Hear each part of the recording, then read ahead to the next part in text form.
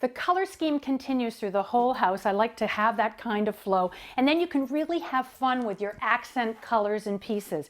Your soft pieces, whether it's a duvet cover, the pillows, you can change those with time. But you know what? Keep the basic pieces nice and neutral. Then I went to the carpet. This is a lovely oatmeal, and look at how beautifully it blends with the hardwood floor. There's sort of no stop or start. And then I continued that onward into the bathroom with that beautiful pale gray color. So to keep this bathroom from feeling too tight, I chose a raised vanity so it gives a bit more of an airy feeling. Down the hall in this room, I created a small office, nice and cozy, and tons of beautiful texture and a wonderful warm color palette that's continuous through the whole house. We are now in the master bedroom. Normally, part of the standard package for most builders would be broadloom, but I chose to use the hardwood floor that you've seen throughout the house in this room, continuing a lovely palette. Only thing I found was that the staircase was a different wood than the wood that we used throughout, so I painted the staircase and I used the same lovely broadloom as a runner up the stairs that I, again, used on the second floor.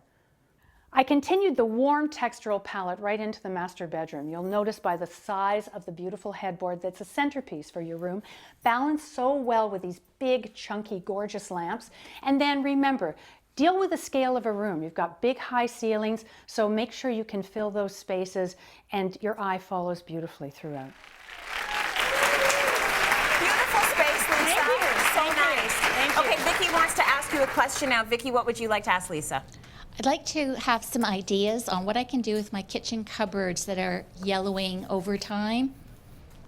I absolutely saw that in the picture too, and I understand how you're feeling about them. And it would be nice to freshen them up and give them more presence. That was the first thing that I thought about. I was looking and it all felt sort of washed out and blending into the wall. So I thought that we could take these cabinets and really move it to the next level.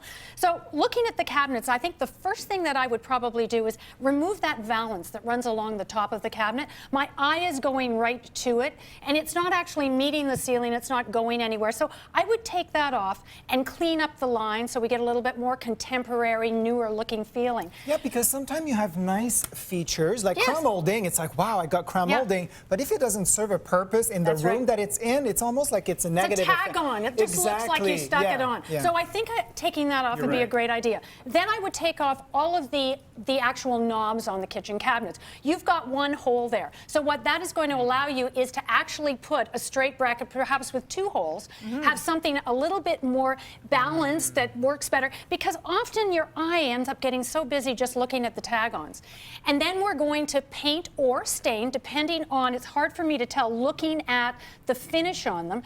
And I know it's a wood veneer, but I think that we're going to go darker. We're going to go clean, we're going to go darker, and actually what I was looking at was something along this kind of line for a color. That's nice. It's sort of a stain, it's a rich browny kind of, it's got some black undertones. I've pulled some colors that are sort of like that we could talk about, but if you notice, we've taken away all the knobs. Actually, on this one, the tops all just have touches. And the bottom ones, you can barely see it, but there is a knob, and it's black on the black. Wow. So, and it's a lovely, clean, almost looks like a rusted bit of an iron on it. So I think if we did that, it would, wonderful. And if you look at the room as a whole, I think it will really start to ground it with that countertop. The other option for the countertop that I personally love is honed. I go honed every day, right? I'm not the shiny girl here, right? So I would consider honing that, because I think, especially with that Nero Absoluto, which is what that black marble is, it looks a lot more expensive when it is honed. And more approachable. Yes, I find sometimes the shiny is just too glary. It is, I know, and I don't need to see myself that much when I'm cooking, right? Not at all, not for it. So I think that that's a great idea. There's also the window treatment. So I went to this, which I love, which is just the simple sort of, it's a blind that comes down and it's in mesh. They come in black, they come in white, they come in different densities depending on what you want.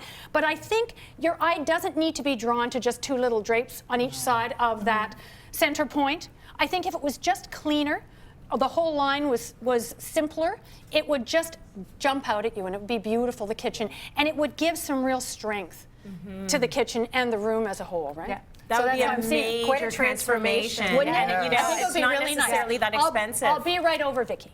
Okay. We're going to do it together. I like that. Stay with us. We'll be right back. Tomorrow on Cityline, dressing like the Duchess, We've seen her in so many great looks. boosting your beauty products. It's like an extra shot in your cocktail. Plus, fresh spring looks. That's a little jumpsuit.